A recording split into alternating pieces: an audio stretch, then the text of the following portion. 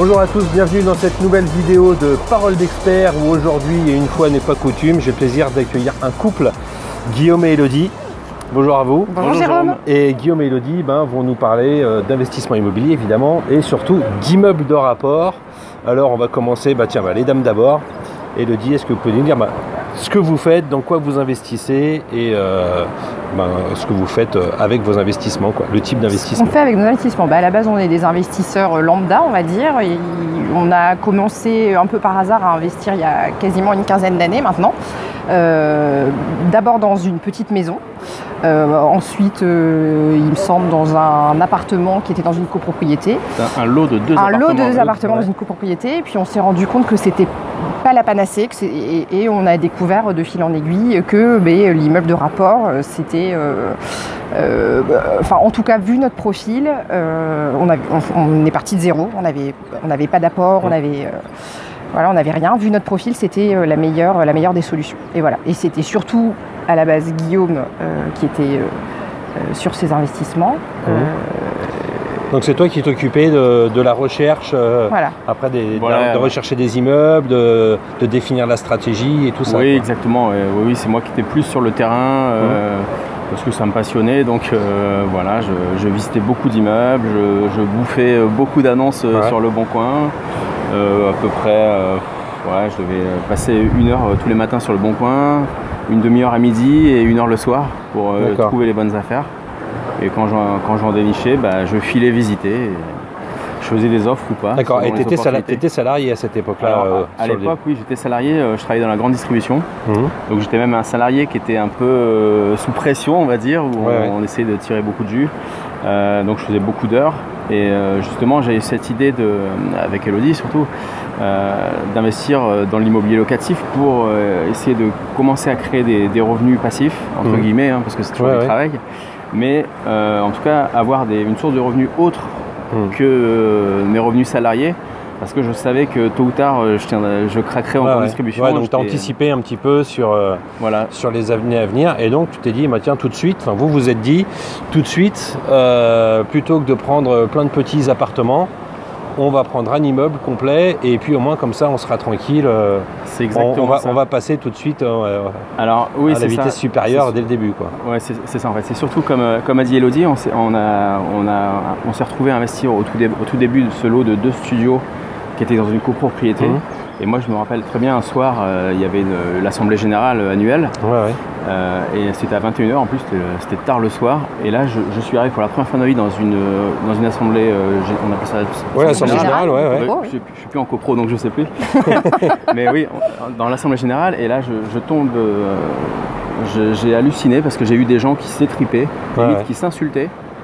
Parce qu'il y avait toujours, je me suis rendu compte que dans les copros il y a souvent des problèmes, des conflits en fait d'intérêts entre celui qui veut faire du haut de gamme, c'est-à-dire à la limite tapis rouge dans la cage d'escalier, et celui qui est radin, qui veut jamais débourser un centime. C'est souvent le problème, c'est de trouver une copropriété qui soit homogène au niveau des objectifs. Après il peut y avoir aussi le problème de copro, c'est quand on se retrouve avec des propriétaires et des investisseurs qui n'ont pas du tout les mêmes objectifs. Où là justement l'investisseur lui va essayer de gagner en rentabilité, donc de dépenser le moins possible, alors que le propriétaire lui voudra habiter dans un cadre super bien, donc lui il va être prêt à dépenser pour avoir un beau cadre, et ça rentre en conflit avec l'investisseur. Exactement. C'est souvent le cas.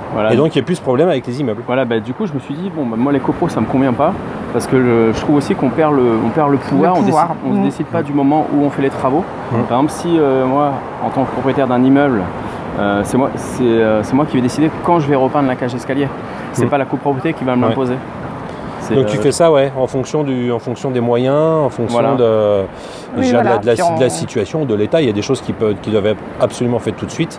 Puis il y a des choses que tu peux retarder, le temps de rentrer éventuellement des loyers, de rentrer du cash, et vous faites les travaux à ce moment-là. C'est le gros avantage, c'est qu'on reste capitaine du navire, maître. Et comment vous organisez, parce que là vous investissez en couple, vous êtes tous les deux investis, c'est le cas de le dire, dans vos projets. C'est une force même. C'est une force d'investir en couple. C'est une force, Et vous répartissez les tâches, c'est chacun son boulot, ou vous faites les recherches ensemble, les visites ensemble pour avoir les avis? Je dirais qu'il y a bon, moi déjà jusqu'à récemment, j'étais encore salariée.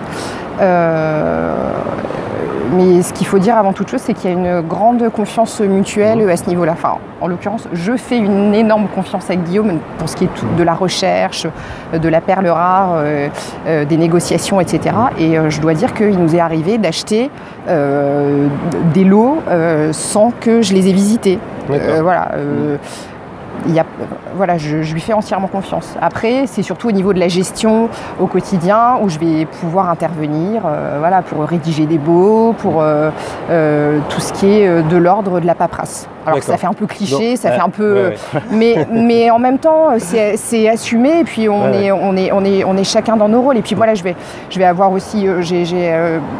j'estime que j'ai un regard assez fin sur, par exemple, les besoins qu'il peut y avoir en travaux. Et des fois, Guillaume, il ne voit pas très clair. Et à ce moment-là, ça m'est arrivé d'aller visiter un appart avec lui. Et puis, des fois, lui, il était catastrophé par un élément et pas moi, en fait. Donc, ça permet d'équilibrer les choses et puis d'avoir un regard un peu extérieur. Bah oui, c'est top. C'est vraiment... Alors, question... Donc, toi, tu vas t'occuper de la partie visite, on va dire.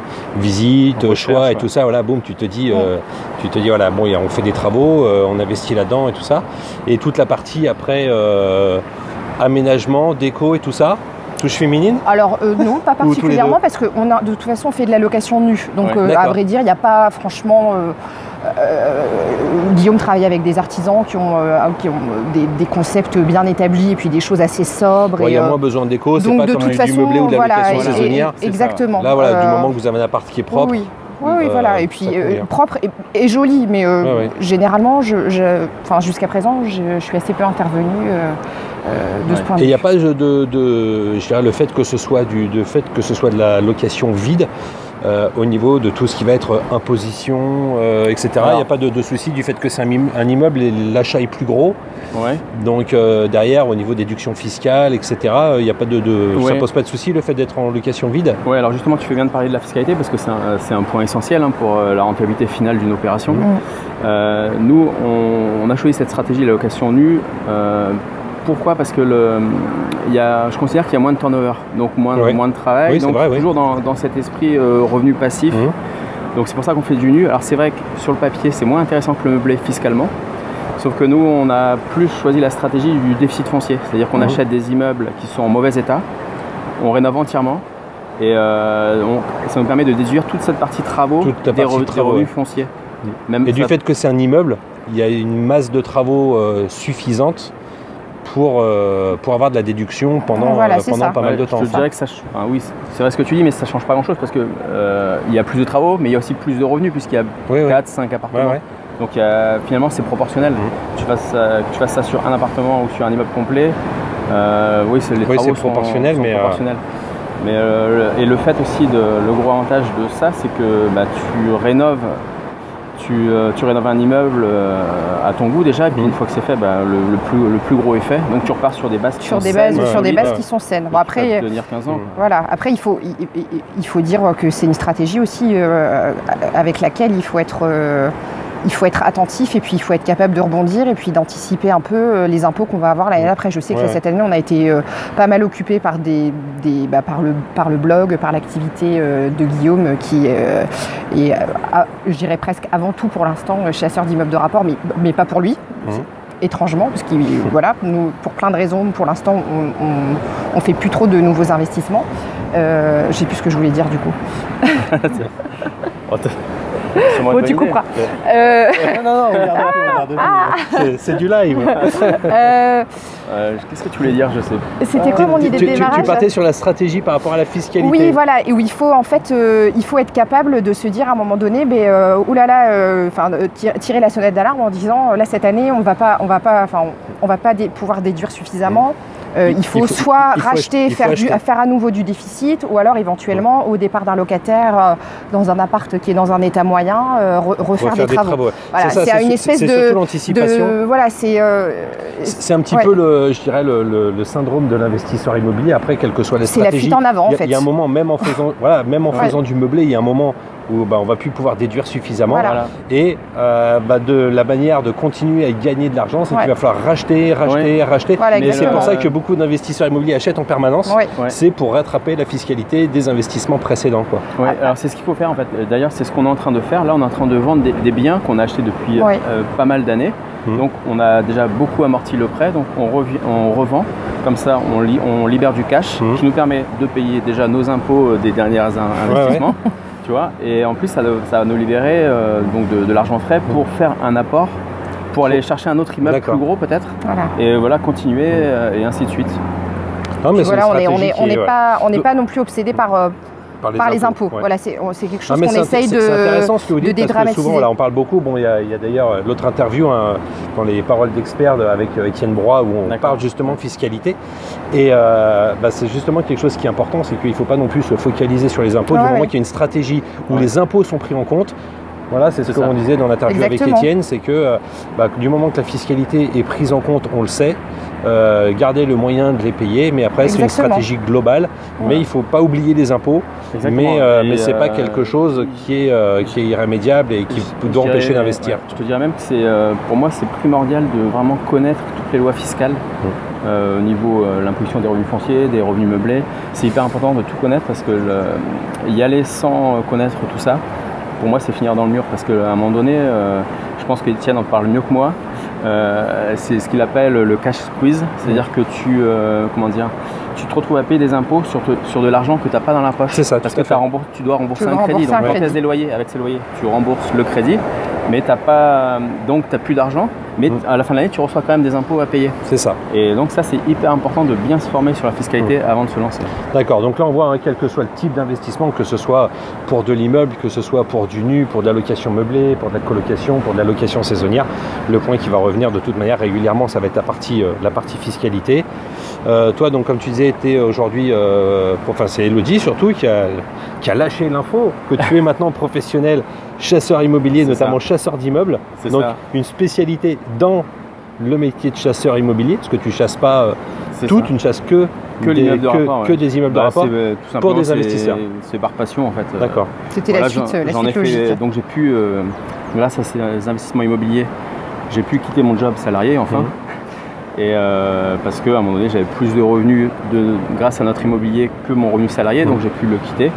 Et après, par passion, j'ai créé cette activité de chasseur d'immeubles de rapport, donc pour des clients, où je m'éclate tout simplement. Oui, tu continues, après ça devient vite une passion immo. Voilà. Et en parallèle de ça, il y a 2 ans, j'ai ouvert un blog donc, qui s'appelle immeublesderapport.fr.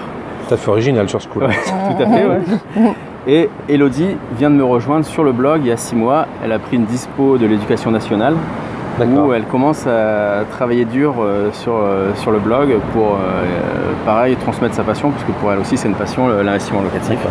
Voilà, on travaille en couple maintenant sur le blog. Bon, super. Donc, voilà, donc si vous voulez retrouver notre couple d'investisseurs dans les immeubles de rapport, donc le blog immeublesderapport.fr. Voilà, www.immeuble-2-rapport.fr. De toute façon, vous aurez le lien dans la description. Le soleil se lève, on est en train de cuire, donc on va aller piquer une tête peut-être dans la mer qui est en bas ou dans la piscine qui est derrière. Au choix. Voilà. On est malheureux. Voilà, on est malheureux ici. Donc merci d'avoir suivi cette vidéo. N'oubliez pas de la partager, de l'aimer, de la liker. Et on se retrouve très bientôt pour une prochaine vidéo. Allez, merci Jérôme. Salut. Merci Jérôme.